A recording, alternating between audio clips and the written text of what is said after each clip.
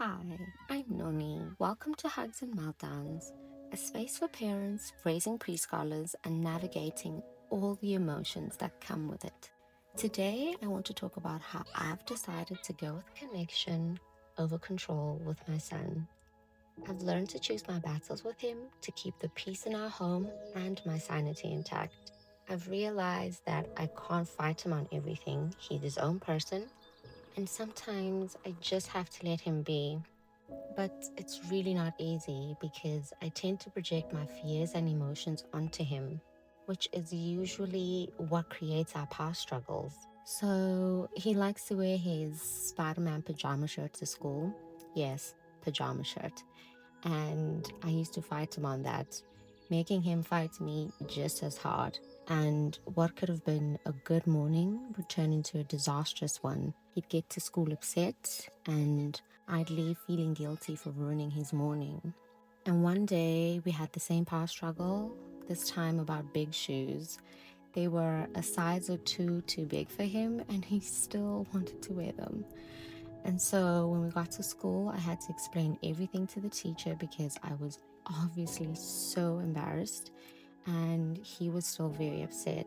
And she just looked at me and said, just let him be and let him wear what he wants. Then turned to my son and told him how cool she thought his shoes looked, making his face perk up a little and leaving me feeling like Cruella, which made me realize that at times it's not just about the shirt or the shoes, but about my embarrassment, my conditioning, and my what will people think.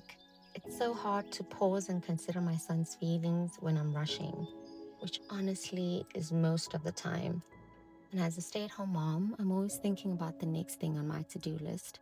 And so I sometimes do get frustrated when my son dawdles, because in my head, I'm already on to the next task, which is not fair for him because it stops me from being present in the moment with him.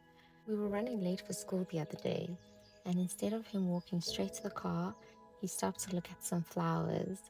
I was a little on edge because we were late and I didn't want him to miss breakfast at school.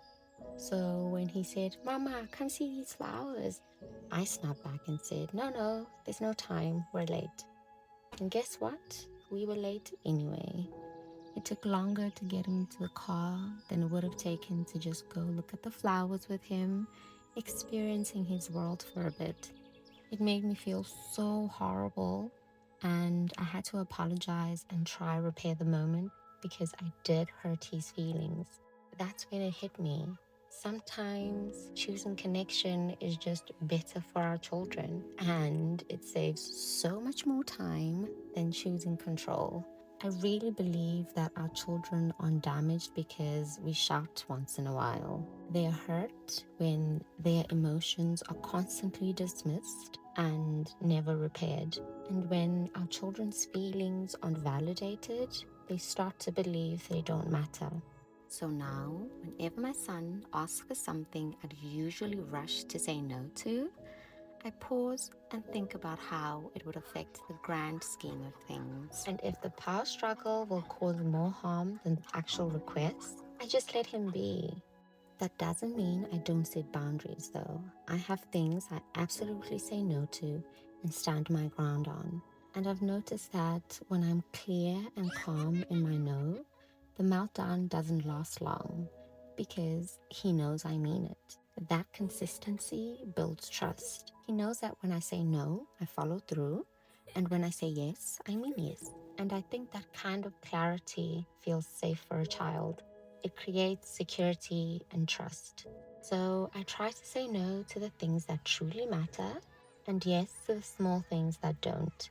Sometimes I still go through the meltdown and afterwards ask myself, did I really want to say no? Or was I saying no because I was never allowed to have that when I was his age? That question has really changed my perspective on parenting because I now try to set boundaries based on my values, not just on how I grew up. So here's my challenge to you. The next time you're about to say no, pause and ask yourself, is this about safety? Is this about values? Or is this about fear, embarrassment, and old rules you never questioned? So, really, not every battle needs to be fought. And choosing your battles doesn't mean you're giving in, it means you're choosing peace over chaos. At least that's what it means for me. If this resonated with you, I hope it reminds you that you're not alone in this. Subscribe for more pre-scholar parenting reflections.